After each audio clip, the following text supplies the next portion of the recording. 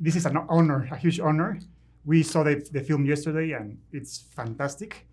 So I want to start asking you, as a filmmaker, to direct the first film of a franchise like Dune is such a difficult task because you have to plant the theme, the tone, the characters, the world, the atmosphere, the look and feel, etc.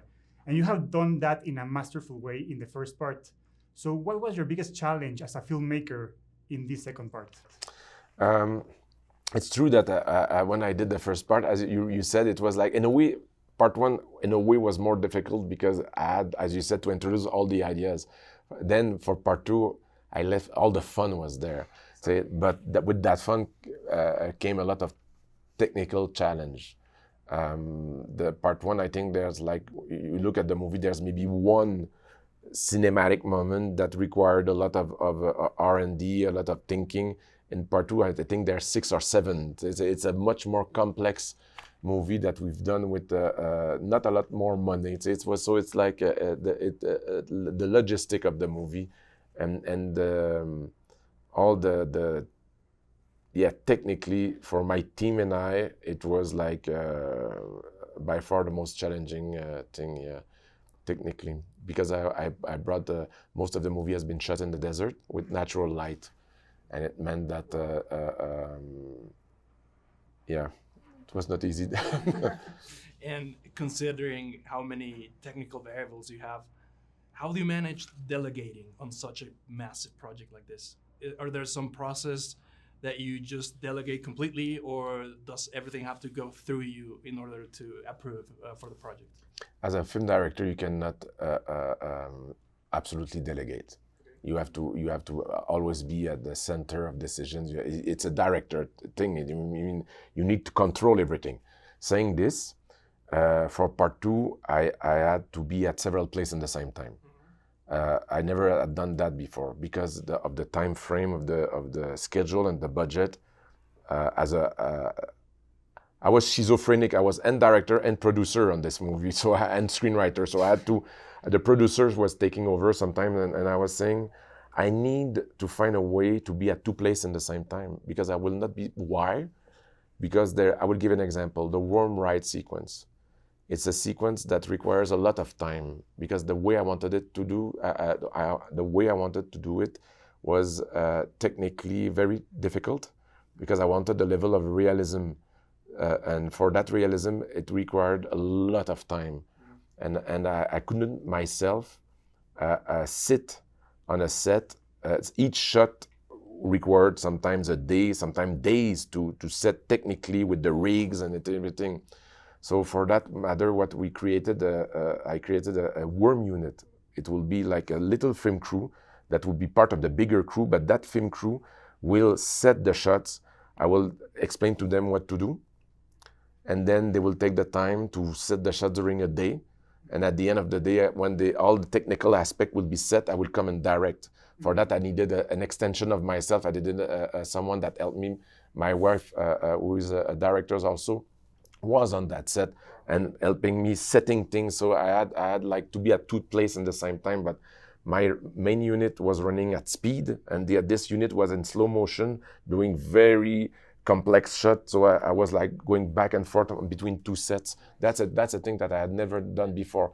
That really drove me crazy because it's like that being a director is an act of presence. You have to be present on by the camera. So it was like very difficult for me to do that, but that's the only way I could be able to do Dune 2.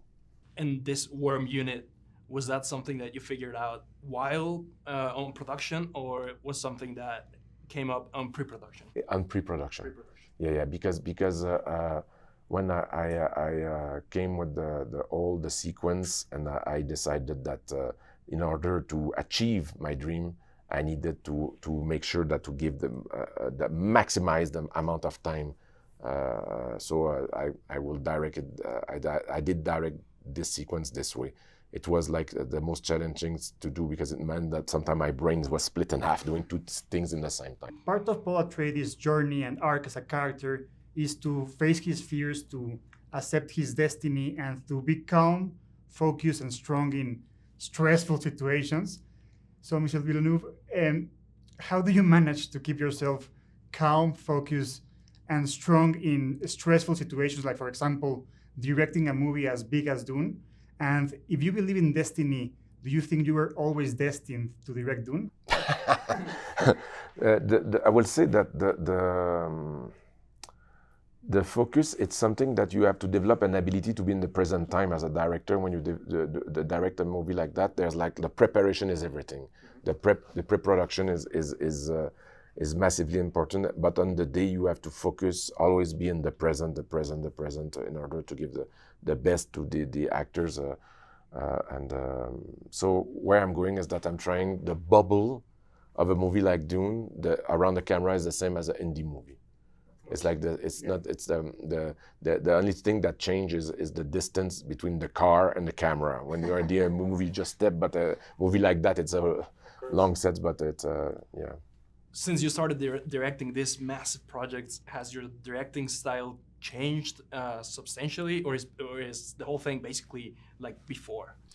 It's as I said, it's like I'm trying to keep the same spirit of focus and concentration and as an indie movie, but as a film director, from one movie to the other, I evolve. I hope.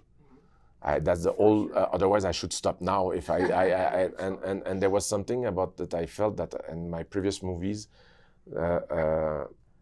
about. It's always mostly about how I direct the camera movement and my relationship with actors. I'm trying to improve all the time, and I think that part 2 is my best work regarding pacing and momentum. And there was something that I was looking for, that I feel that I made a step forward with that movie. I think so too, honestly. And just if you could have extended the movie into maybe like a 4-hour movie, because the story definitely could be made into a longer movie, which part would you show us more of? I think that the length of a movie for me is not important. It's not the physical length, but the mental length. I mean, sometimes you can watch a movie of 5 minutes and it looks like forever. And for me, there's no. The movie is Dune Part 2 is the perfect length to tell that story. I'm not frustrated. I don't have another hour somewhere. It's what the movie I wanted to make. So it's like. But to answer to your question, I loved when Paul is learning about the Fremen culture. So I could have made a movie just about that. Say, for it would not be very dramatic, but it would have been. I absolutely love Paul discovering different aspects of the Fremen culture. So in this film, in this second part, you worked with this crazy, amazing new generation of actors like Austin Butler, who, by the way, is fantastic in the film, Timothée Chalamet, of course, Zendaya, Florence Pugh. How was your experience working with them, and what are your thoughts on this new generation of actors? But I feel that I feel blessed that they agreed and embarked in the journey. I think that they are, the 4 of them, very inspiring, hard worker, dedicated, very professional. No, it's like I feel just that my thought. It's actors are actors, but I will say that they are like yeah. The only thing is that they are different, maybe with actors of the other generation, is that they are like wild animals on red carpets. They are like really fashion icons, but which is very funny. I love that. It's very playful. They are very playful. That's why I love. Yeah. What advice? Well, it's basically our last question. What advice would you give us younger filmmakers that you would have liked to be given when you started making films?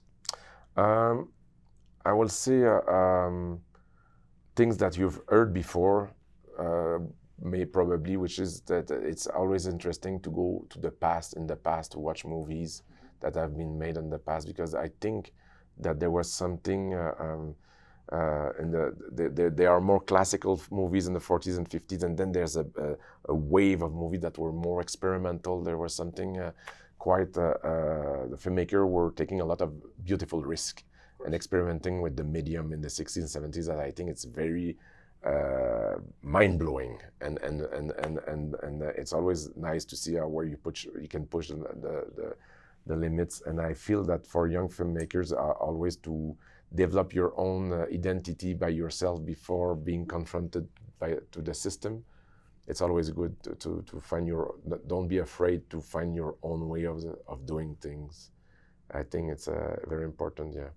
Develop an intimacy with the camera, yeah.